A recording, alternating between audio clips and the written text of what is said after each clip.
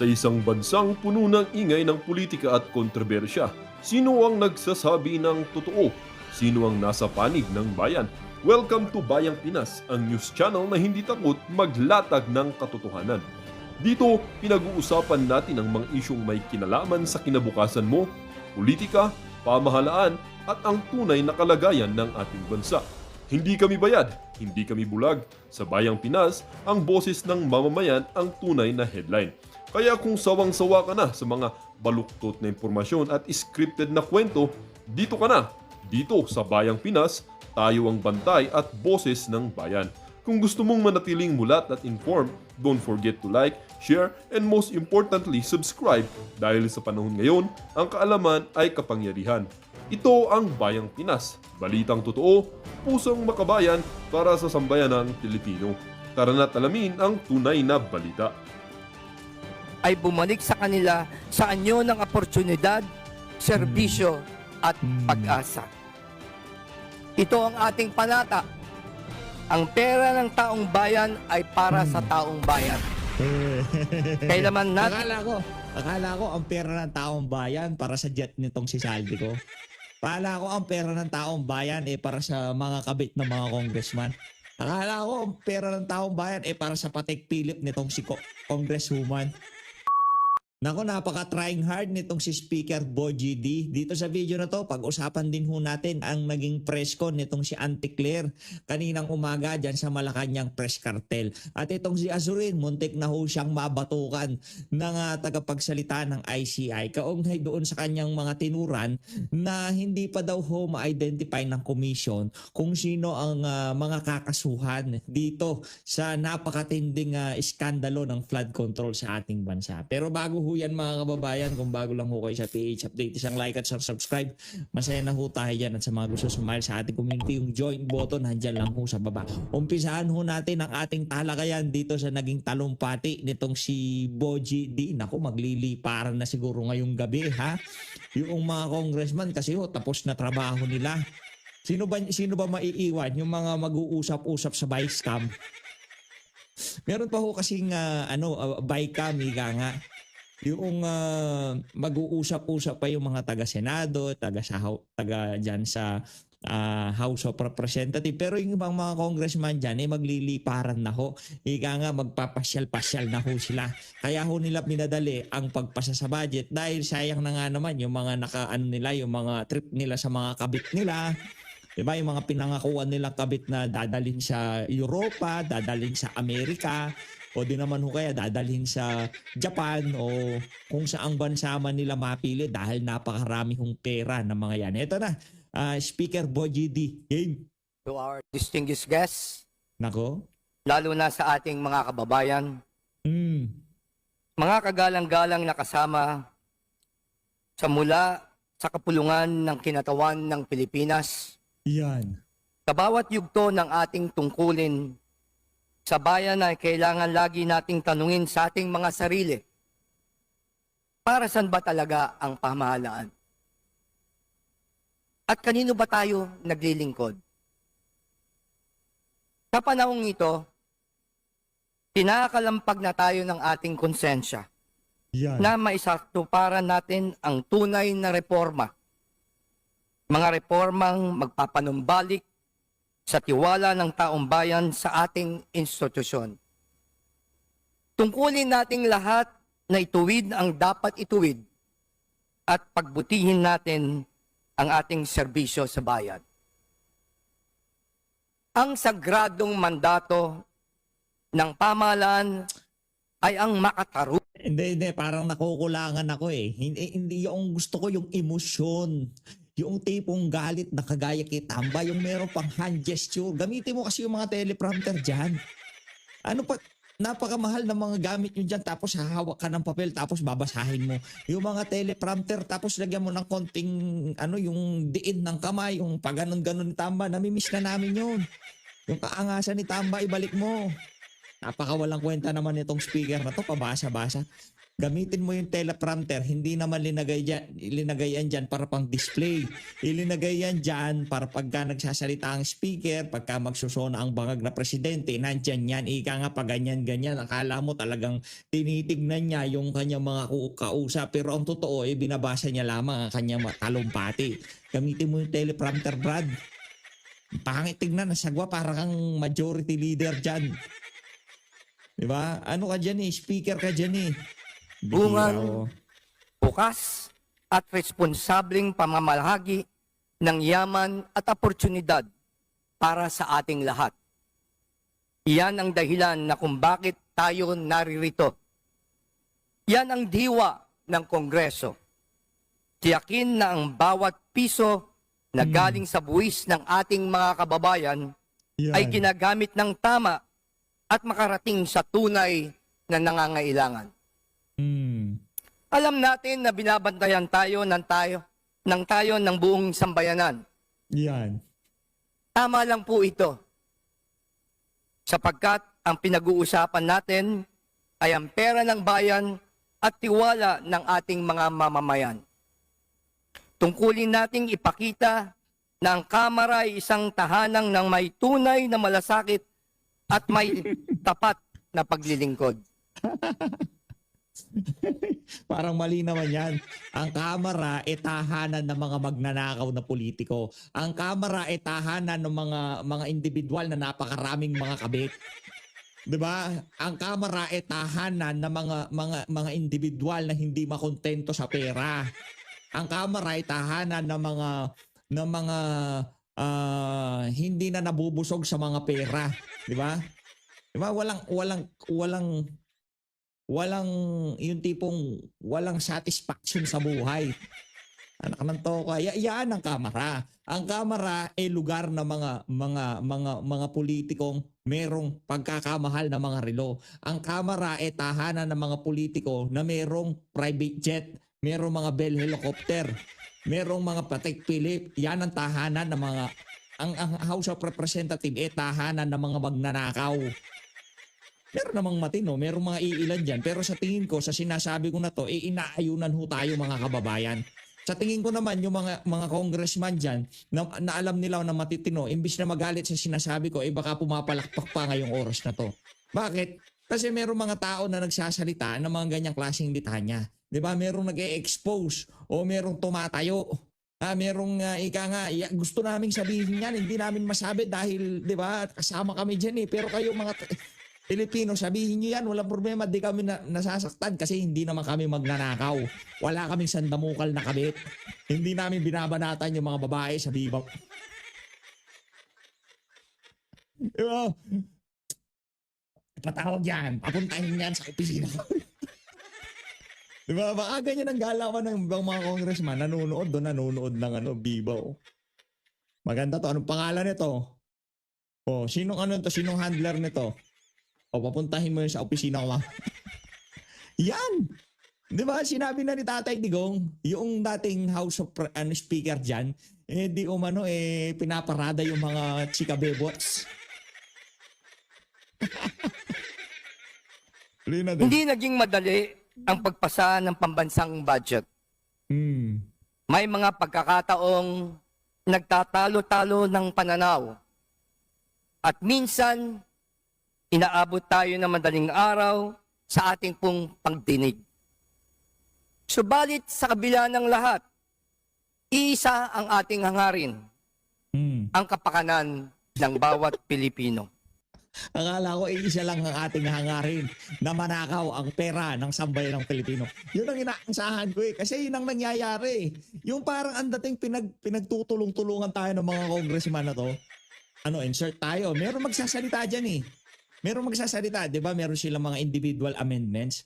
Na-overpower ho sila ng mga magnanakaw di ba? Sinasabi, ito dapat dagdagan natin ng budget dito sa alinsya na to. Hindi naman yun na napag-usapan ng majority. Ang napag-usapan ng majority, dito natin lalagay yung mga nanakawin natin, ha? Hindi na pwede sa unprogrammed appropriation. So, paiikutan natin yan. Hindi na tayo maglalagay sa mga unprogrammed appropriation. Huwag na muna sa flood control kasi nabisto na tayo dyan. Naikutan na ho nila yan at hindi pa yan nabubulgar ngayong mga panahon na to. Pero don't worry, time will tell. Malalaman na sa bayan ng Pilipino lahat ng kabuktutan na ginawa nila o gagawin nila dito sa 2026 budget. Relax lang ho kayo mga kababayan. Aabot ho tayo dyan. Diba? Yun lang naman ho yun mga kababayan. Yun ang sigurado ko. Yun ang sigurado ko pinagtutulong-tulungan yung sambayan ng Pilipino kung paano sila nanakawan. Kasi yung mga individual, kagaya ng yung totoong opposition hindi kagaya yan si Arice, hindi kagaya yan si Dilima. Mga ano ho yan, mga unyango yan, nagpapanggap na opposition. Pero ano pa ho yan, solid na solid majority ho yan mga kababayan. Ang mga opposition talaga dyan, I mean yung mga talagang para sa tao dyan, yan si Congressman Paulo Marcoleta, yang sila Congressman Isidro Ungab, Congressman Paulo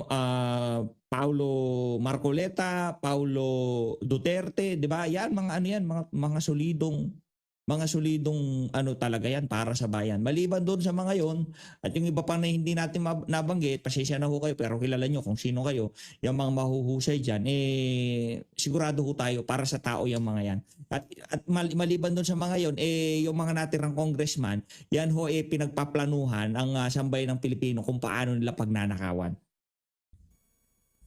Sa ilalim ng budget na ito, tinugunan natin ang panawagan ng ating mahal na Pangulong Ferdinand Marcos Jr. Mahal talaga. Na palakasin ang mga pangunahing sektor ng ating lipunan. Oh. Lalong-lalo na ang edukasyon, ang kalusugan, at ang panglipunang pangangailangan.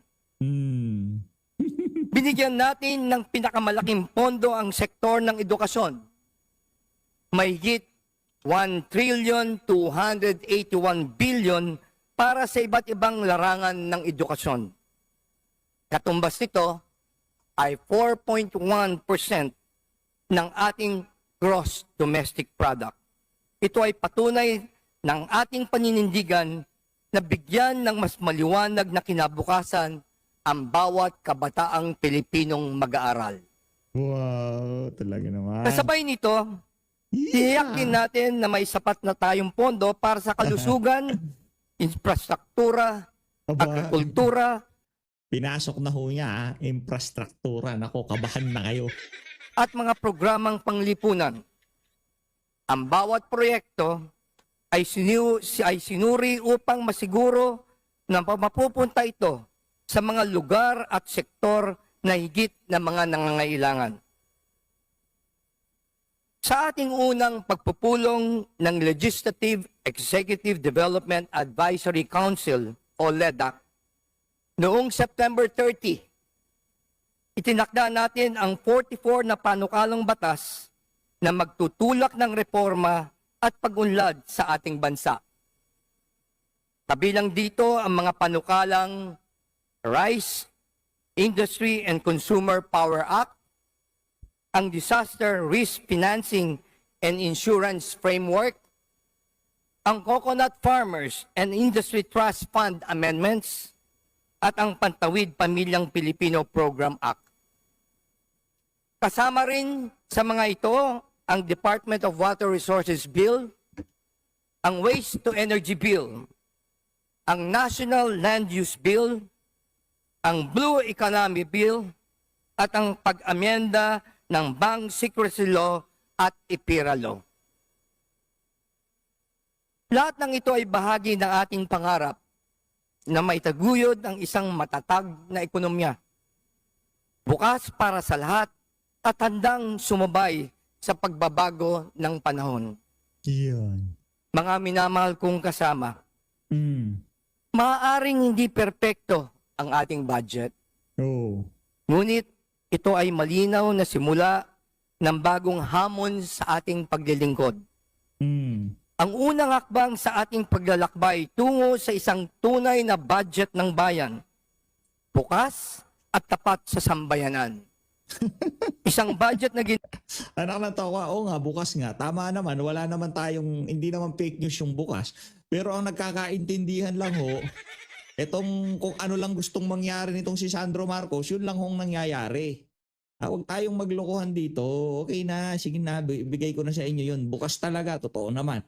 Bukas yung nangyaring ano na yan, budget deliberation. Pero ito pa ang isang totoo dyan. Ang isang totoo dyan, kung ano lang ang gustong mangyari nitong si Marcos Jr., yun lang ang nangyayari sa budget. Diba? Yun ang problema ho natin mga kababayan. Ginawa sa liwanag, hindi sa dilim, na pinagtuunan ng sapat na oras at ng ibabaw ang puso at ang ating isip. Ginawa yung budget na yan sa ika nga sa direksyon ng Malacanang. Yun, hindi sa direksyon ng sambayanan. Kasi kung sa direksyon ng sambayanan, dapat binigyan nyo rin ng kahit papaanong liwe yung mga kasama nyo dyan, yung mga ika nga merong mga individual amendments para kahit papaano naman masabi ninyo na uy, puro majority kasi talagang pinagtulungan eh. Lalo na yung budget nitong si BP Sara. Anak ng towa, wala man nung nakakontra. Nagpadala naman pala ng representante itong si BP dyan sa House of Representatives. Ba't tatanong nyo sa kanya? Anong tatanong, pwede naman sagutin niya ng representante niya na ginanapan ng butas para tapyasan ng budget ng OBP. Ang kakapal talaga ng pagmumukha nitong mga to. Hindi ang pangsariling interes. Yan, sige lang. Sa ilalim nito, ang problema yan. walang naitago, wala ring tinago, at walang ibang layunin kundi tiyakin ng bawat piso ng buwis ng ating mga mamamayan ay bumalik sa kanila sa anyo ng oportunidad, serbisyo at pag-asa. Ito ang ating panata. Ang pera ng taong bayan ay para sa taong bayan. Kailanman natin... Akala ko ang pera ng taong bayan para sa jet nitong si Saldico. Akala ko ang pera ng taong bayan para sa mga kabit ng mga congressman. Akala ko ang pera ng taong bayan para sa Patek Philip nitong si congresswoman. Diba? Akala ko yung pera ng sambayanan para sa para sa ayuda, para makatakbo ng presidente yung isang congressman diyan. Akala ko yung ibig sabihin noon. Sorry, mali pala. Siguraduhin na ang pondong itong ginagamit ay tapat, may malasakit, at ipinagkakatiwala sa kamay ng may pananagutan. Ang pagpasa ng budget ng bayan ay simula lamang ng ating mas malaking tungkulin. Ang tunay na pagsubok ay hindi lamang nasusukat sa plenaryo, kundi sa pagpapatupad kung paano natin magagawa itong tapat, may pananagutan at may integridad. Bantayan pa rin natin ang bawat pisong pinagpaguran ng ating mga mamamayan upang ito'y tunay ng papakinabangan ng ating bayan. Sa ganitong paraan, mapapatunayan natin ang pinagsisikapang nating ibalik ang tiwala ng taong bayan sa pamamagitan ng sapat na paglilingkod at matuwid na kongreso. Sa puntong ito, nais kong ipabot ang aking pong taus-pusong pasasalamat sa ating majority block sa pinamumunuan ng ating majority floor leader, Sandro Marcos. Palakpakan nyo. Salamat sa inyong pagkakaisa, tiyaga at malasakit sa proseso. Salamat sa inyong pagkakaisa na ika nga kung ano lamang kagustuhan noong nasa Malacanang, yun lamang ang nasunod. Yun, di ba? Yan ang maliwanag. Kung ano lang ang kagustuhan nitong si Marcos Jr., yun lang hong nasunod diyan sa na yan. Diyan sa tag dito, yung mga kalokohan nila na yan diyan sa House of Representatives. Sa ating minority block na pinamumunuan naman ni Minority Floor Leader Marcelino Libanan,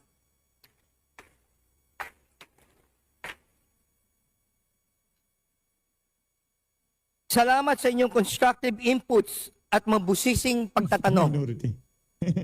Sa ganitong masiglang palitan ng ideas and opinions, lumalakas ang ating institusyon at nagpapatatag sa ating demokrasya. Kay Committee on Appropriations Chairperson, Micaela Swansing.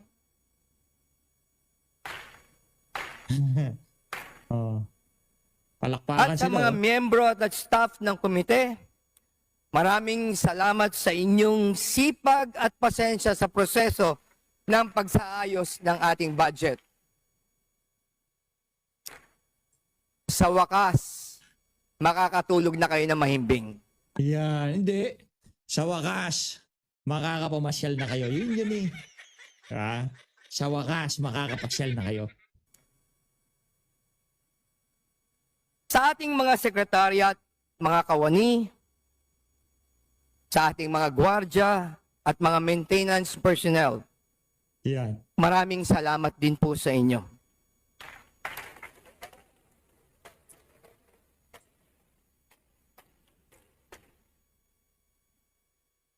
Kayo ang haligi ng Kamara. Sa bawat batas ng ating naipasa, sa bawat session na inabot ng hating gabi, nariyan ang inyong sakripisyo, dedikasyon at pagmamahal sa serbisyong publiko. At sa lahat ng mga pumupuna sa ating institusyon, Ako yan. maraming yan. salamat din po sa inyo. Oo. Kayo po ang umuudyok sa amin na ituwid ang lahat ng ating gawain at iayos ang mga plano at programa para sa ating kababayan. Kung mayroon pa po kung meron pa po kaming pagkukulang, Yan. sige lang po, nandito lang po kami. Handa po kami makinig sa inyo. We'll never stop listening. Palaging bukas ang Kongreso para sa Yan. inyo. Yung sinasabi ko, dapat laging bukas. Huwag niyong isaasara kasi pagka sinara niyo yan, malaki ang problema niyo. Diba? Pagka sinara niyo yan, bubuksan namin. Pambira ka, Boji. Ano ho ito mga kababayan? Lokohan ho ito. Baka akala nyo, baka akala nyo, tawag dito, lahat ng sinasabi nito si Boji nanggagaling sa puso yan. Kasi nungalingan ho yan.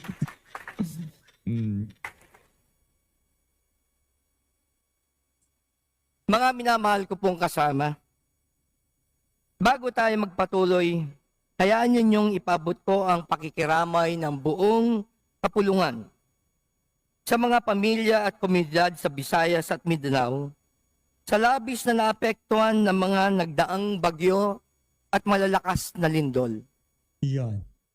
Sa mga nawalan ng tahanan, kabuhayan, at mahal sa buhay, kasama ninyo kaming sa pagdadalamhati, sa panalangin, at sa pagbangon. Kasabay nito, nagsasagawa na tayo ng donation drive upang makalikom ng tulong para sa mga naapektuhang pamilya. Hinikayat ko ang ating mga kasamahan, ating mga kasamahan, kawani, at lahat ng mga na may kakayahan na makiisa sa pagbibigay ng suporta. Sa ganitong pagsubok, muli nating ipinapakita sa harap ng trahedya ang pagkakaisa at malasakit ng taong bayan ang tunay na lakas ng ating bansa. Yan. Makakaasa po kayo na ating mga kababayan sa Kongreso, ang ating mga kasamahan sa Kongreso, ay makikisa sa ating mahal na Pangulo upang mapaglaanan ng tulong para sa agarang pangangailangan at pagpapagawa ng mga apektadong lugar. Minamahal ko pong mga kasamahan, habang nagtatapos sa araw na ito ay nagsisimula tayong muli. Maaring ito'y pagtatapos ng ating sesyon, ngunit ito rin ay simula ng isang panibagong kabanata. Isang pagkakataon upang lalong mapagbuti, mapalawak, at mapagtibay ang ating sinumpaang tungkulin sa sambayanan. Tandaan po natin, sa bawat pagbabago ay may panibagong simula.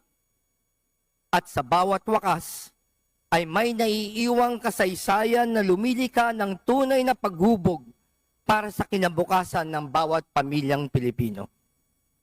Pagtibayin natin ang ating pagtitiwala sa bawat isa na makapaghandog tayo ng tunay na pagbabago tungo sa pag-unlad ng bagong Pilipinas. Mabuhay ang bagong Kongreso Mabuhay ang ating bansang Pilipinas. Marami pong salamat. Ayun. Palakpakan ho natin ang mga crocodile dyan sa House of Representatives. Grabe, tataba na ho. Tingnan nyo naman, yan yung mga alaga natin. Alaga ho natin ang mga yan. Ayun, nakikita ko medyo nagtatabaan na. Kaya medyo tumataba din ho ang ating puso. Diba? O, rekta ho tayo dito kay Azurin. Game, Azurin, banat. Ang umpisa kasi ng investigation dyan is dun sa baba dun sa district, yan. We just follow yung paper trail siguro. Yan. Hindi natin masabi pa sa ngayon. Yung sinuro yung mga makakaswan sa wala pa. Kuntik na babato kasi ano sinasabi mo din natin na mga kaso. Paano mabubuhos ang ating credibility kung